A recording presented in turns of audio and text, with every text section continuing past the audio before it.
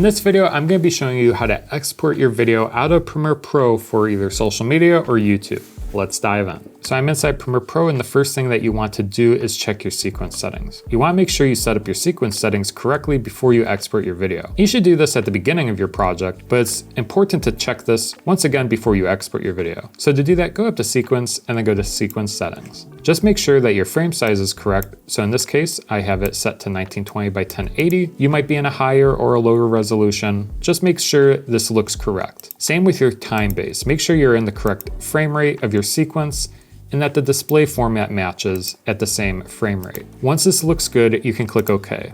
The next step in exporting your sequence out of Premiere Pro is to set your in and out points. So I recommend moving your playhead to the beginning of your sequence. Click I on your keyboard to make an in point, and then navigate to the last frame of your sequence. You can do this by clicking on the down arrow to go to the end, and then click O to make an out point. You should see this highlighted section here. Once you have that selected, we can now go to the export mode at the top left of the screen. Next to range here, you want to change it from entire source to source in and out. This uses the in and out points that we mentioned and created earlier. Otherwise, it's going to export your entire sequence. So if it's set to entire source and you have leftover B-roll or other clips, it's going to export everything, where source in and out trims it so it only uses the in and out that you selected earlier. Now from the left side, you can see different destinations. You should see media file. Make sure this is on. We'll be focused on this section here. But if there's a certain platform you want to directly upload to, you have other options down below, such as Facebook, TikTok, Vimeo. You can even go straight to YouTube if you wish. But we're just going to focus on the media file. We're going to export it locally first and then decide where we want to publish it later. So to the right here, we can see file name. By default, this should be the sequence name, but you can always change this if you wish with the file extension at the end. Now, next you have location, so you can click on this. This will determine where you want to save it. So in this case, I'm going to save it to my desktop and click save. Next, you have two important settings. So first is the format. By default, it's set to H.264. Now, H.264 is the most common video codec for online video. So I recommend choosing this unless you're in a special situation. For example, H.265 is a newer codec and more efficient codec for large videos, such as 4K, 8K videos. There's a lot of drawbacks, such as in H.265, depending on the media device, it might not be able to play back your footage. So I would always check the recommended settings when you go to upload to a certain platform. But in most cases, it's going to be one of these, and H.264 is probably going to be the most common one. Now, if you're uploading to YouTube specifically, they do have recommended upload settings. So I will leave that linked in the video description if you do want to check that out. As you can see here, if we go under the video codec, it recommends H.264 for YouTube. So with that selected, let's go back to preset. I recommend starting to match source adaptive high bitrate, but this will change as we make settings later on. But if you don't know where to start, this is a good place to begin. Once you have this set, you can go down to video. You can first click on match source. This will match the source of your sequence. So as we talked about earlier, this just pulls the data from the sequence settings, from sequence settings, and making sure that your export matches your sequence settings. If you do need to make changes for whatever reason, you can always uncheck the box next to one of these fields and change it to a different resolution, or maybe if you want to change the frame rate, you can do that if you need to.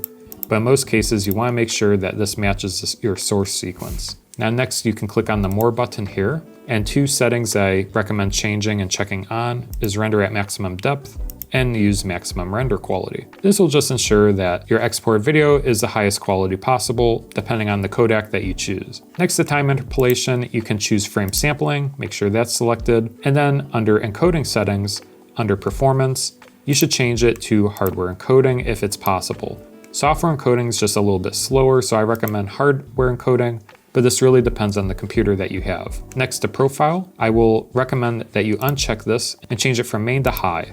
High is for high definition video and main is for standard definition. So it's always important to change this, that way it's encoded better. For level and the other options here, I'll leave this alone. The default is fine for that. Level might change depending if you are in a higher resolution, but this will automatically change. You don't necessarily need to change the level. We will continue scrolling down until we reach the bottom here, and this is where we get to the bitrate settings, and this is probably one of the most important areas to focus on in your exported video. So what bitrate is essentially is it's how much metadata is in your video per second. So if we take a look here, you'll notice that it's set to 19. So what that means is that 19 megabits is in each second of exported video. And if we click and drag this slider up, more megabits are per second of video. So as you can see here, 1400 megabits are in each second of video.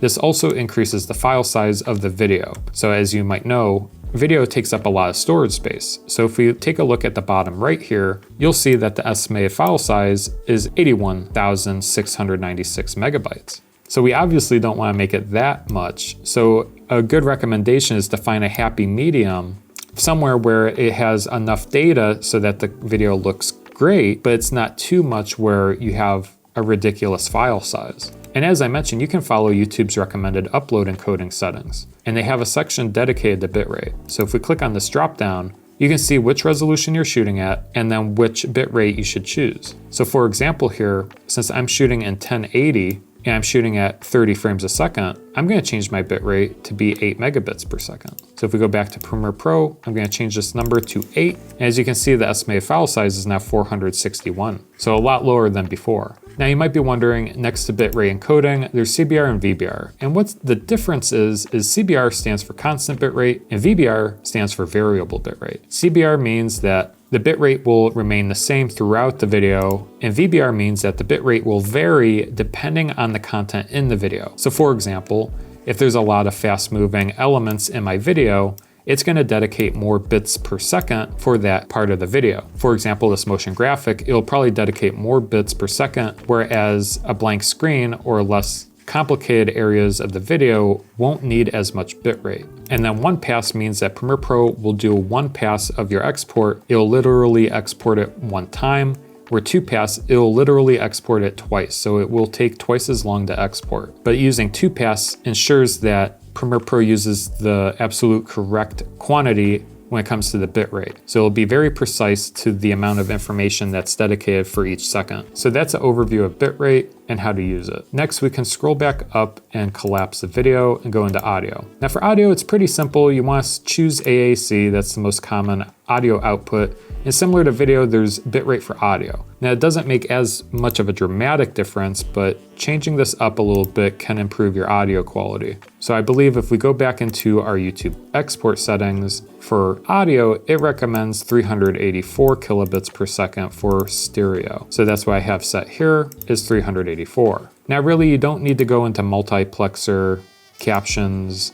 If you do have captions, this is where you can export it either burned into your video or as a sidecar file, and then effects as well. If there's some type of effect that you need to add for the whole thing, for your whole video, this is where you can add that. For example, if you want image overlay, add like an image, say if this is a draft or something, you can add that there. Time tuner is interesting. I probably should make a video about time tuner. It's a very interesting effect. You can actually make the video a shorter length of time, but that's going to be for another day. Metadata as well. You can choose to include markers, which I usually do, and you can change the start timecode as well. And then in general, you can choose whether to use proxies or previews or not, and to whether import this back into your project once it's exported if you want to re-edit it for a certain reason. Once you're done and you're all set, you can click export at the bottom right, or you can choose to send it to Media Encoder. Renders it out for you. I like using Media Encoder if I want to continue working on another project inside Premiere Pro while a video is exporting out.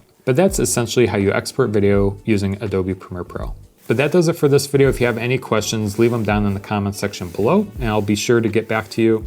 Now, if you want to learn more about Premiere Pro, there's several tutorials on my channel. I'll leave one that you might like right up there. Feel free to go check that out. But that does it for this video. We'll see you guys in the next one. Take care.